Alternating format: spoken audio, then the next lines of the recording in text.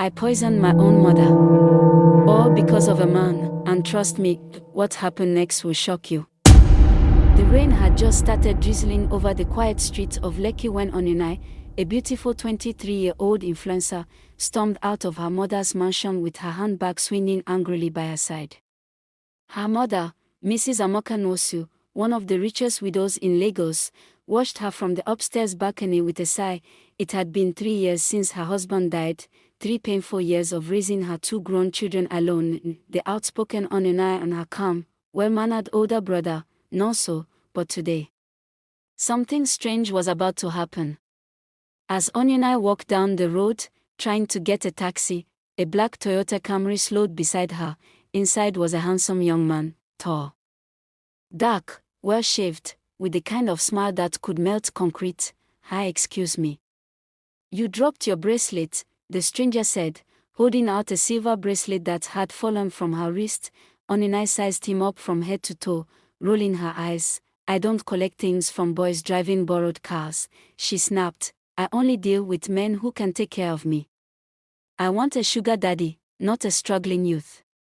The young man's smile faded. He quietly placed the bracelet on the pavement and drove off without a word. Onyenai hissed, "Next time try your class." She picked the bracelet and continued walking, unaware that the man she just insulted would soon turn her world upside down. Later that evening, Mrs. Amoka dressed in a flowing blue gown, preparing to attend a charity gala.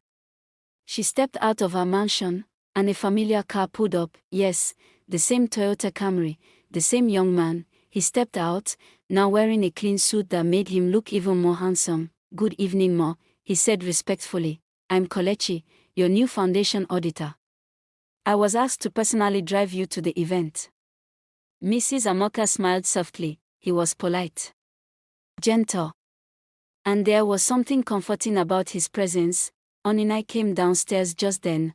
When her eyes met his, her heart froze. "You again," she screamed. The bracelet in her hand dropped, her jaw opened in shock. Mrs. Amoka looked confused. "Kelechi, do you know my daughter?" He smiled carefully. "We met earlier today. But not in a good way." "Not in a good way." Onyenai shouted, "Mommy, this ordinary boy, was disturbing me on the road. I told him I don't talk to small boys." "Enough." Her mother snapped sharply. Kelechi lowered his gaze, but inside Mrs. Amoka's chest, her heart beat strangely. Something about him pulled her in. Through the night at the charity gala, Kelechi stayed by Mrs. Amoka's side, opening doors for her, guiding her, offering her water, whispering softly when she looked stressed. He wasn't like the older men she had dated since her husband died, men who wanted her money. He was different, calm, respectful, and he listened to her like she was the only person in the world. When he helped her down the stairs and their hands accidentally touched, electricity shot through her body. She gently pulled away. "Kelechi, thank you." And he smiled. That soft smile, "Anything for you, Ma." But the way he said "Ma," it didn't sound like what a worker says to his boss. It sounded deeper, dangerous, forbidden.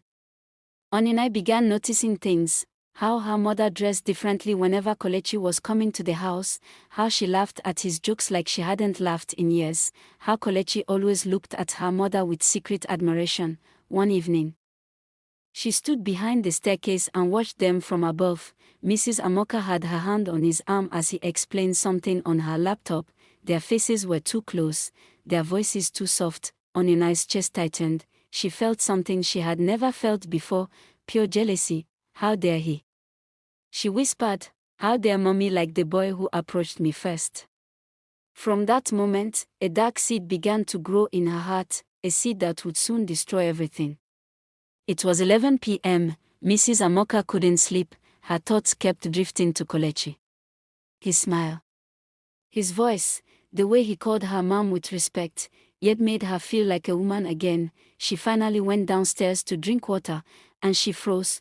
Kelechi was in the living room, asleep on the couch, files scattered everywhere.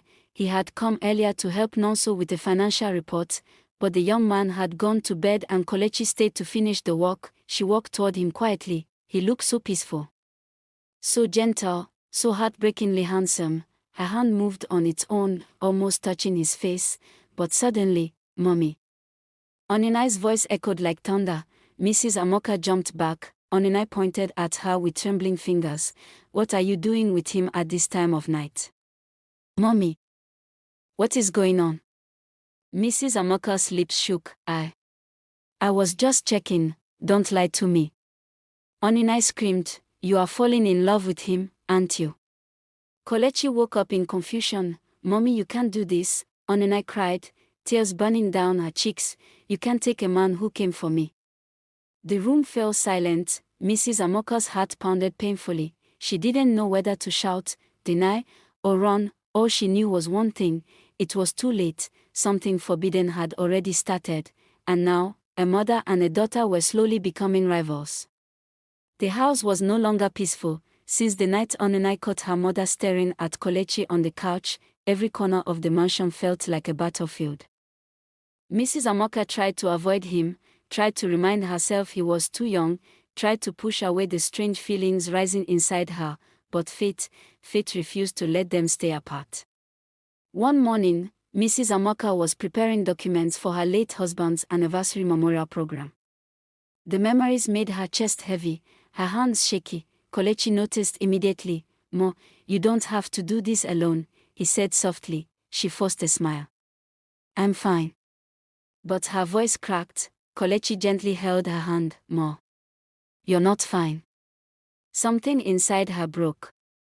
For the first time since her husband died.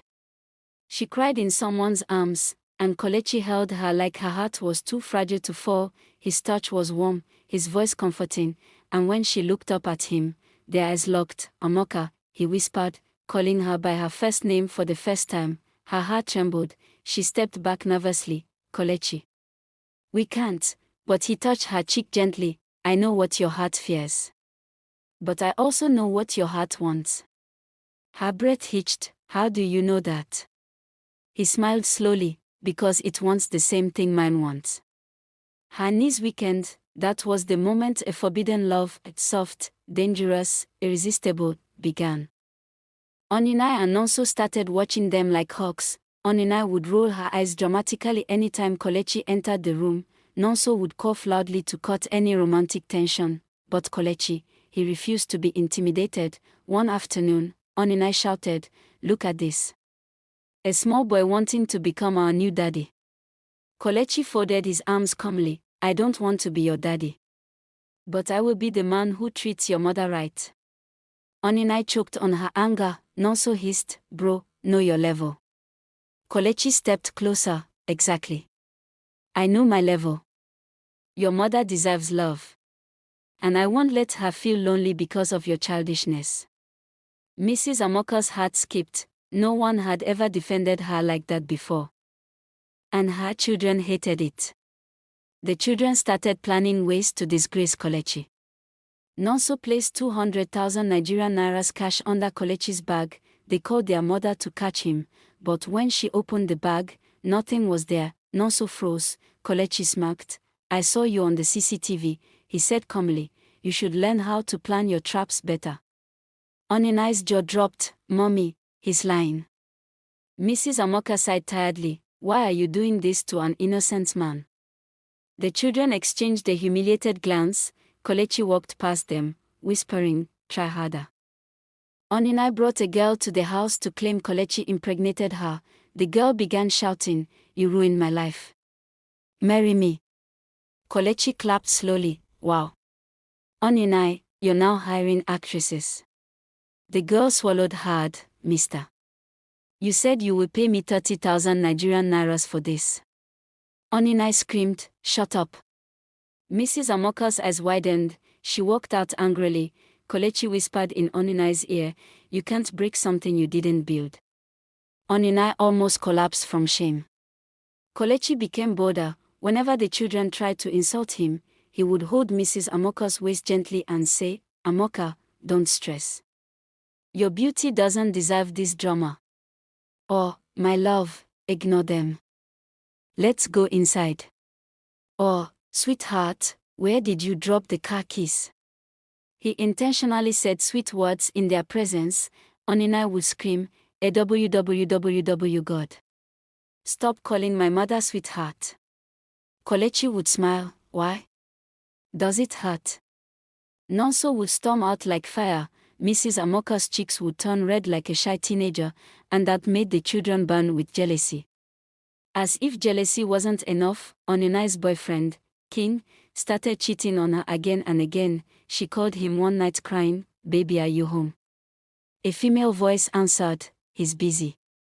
Onina dropped her phone and screamed into her pillow. She remembered how she rejected Kelechi, how she insulted him, how he was now giving all the sweetness to her mother. The bitterness in her chest became poison. That night, she whispered, "I will not let mommy have him. I'll destroy everything." The siblings finally teamed up. They planned something bigger, something darker, something that could send Kelechi to prison, or make their mother hate him forever.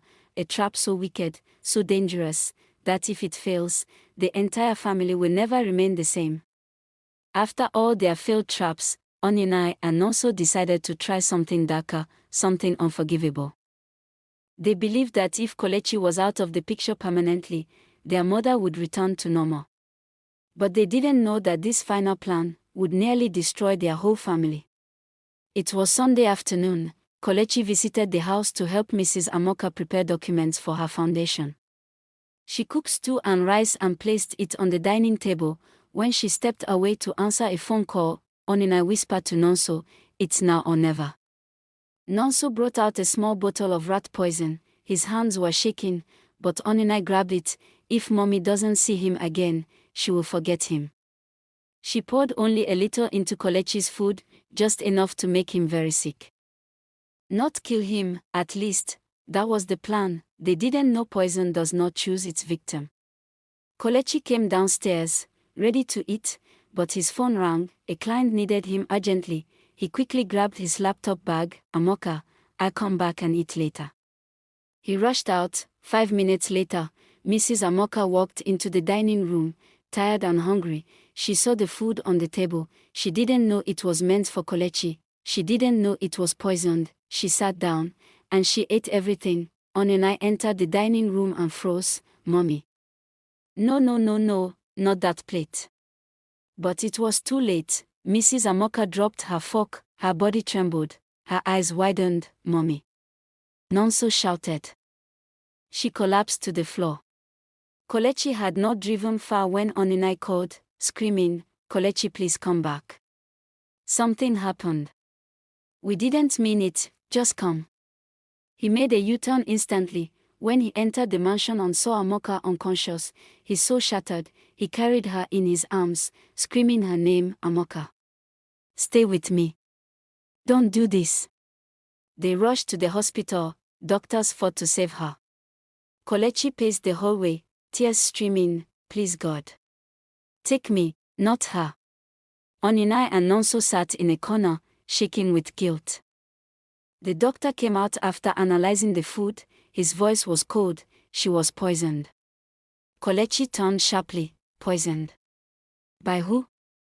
Before anyone could speak, nurses brought out the poisoned food bowl. The police arrived within minutes. "Who prepared this meal?" they asked. Onina fell to the floor crying, "It was us. But we didn't mean to kill her. It was for Kelechi. We were angry. Jealous. We just wanted him gone." The officers handcuffed them immediately. Kelechi didn't defend them. He didn't speak at all. His heart was somewhere inside the ICU, lying unconscious on a hospital bed. After hours of battling between life and death, Mrs. Amoka opened her eyes. Her first words were faint. "Kelechi. Where is he?" Kelechi rushed to her side, held her hand and cried like a child. "You scared me. You scared me so much," he whispered. She touched his cheek. "I'm here." When she learned what Onina and Nonso had done, she closed her eyes painfully. "Where are my children?" Kelechi swallowed. "They were arrested. Despite everything done to her, despite almost losing her life, Mrs. Amoka shocked everyone. "I want them released. They are still my children." Kelechi nodded and made the calls. By evening, Onina and Nonso were brought to her hospital room. They fell to their knees immediately. "Mommy, we are sorry. Forgive us. We didn't mean to hurt you. We were stupid. Jealous. Afraid of losing you." Tears rolled down her cheeks. "I almost died. But I choose forgiveness." She opened her arms. They crawled into her embrace, crying like babies. 3 months later, Mrs. Amoka was fully recovered. She and Kolechi moved to a new home, quiet, peaceful, filled with flowers and laughter. The children visited often, this time with respect. One evening, as the sun set, Kolechi held her hand and said, "You gave me a chance. Even when the world judged us. Amoka, will you marry me?" Her breath caught. "Yes. Yes, Kolechi. I will." A soft kiss sealed their future. The children later planned the wedding themselves, wanting to make up for their mistakes, and for the first time, the family found true peace. The end. Moral lesson: true love doesn't care about age, background, or what society thinks. What matters is how someone treats you and how they make you feel.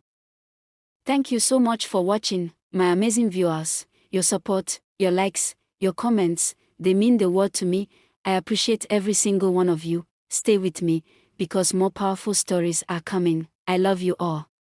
From Uzo Stories.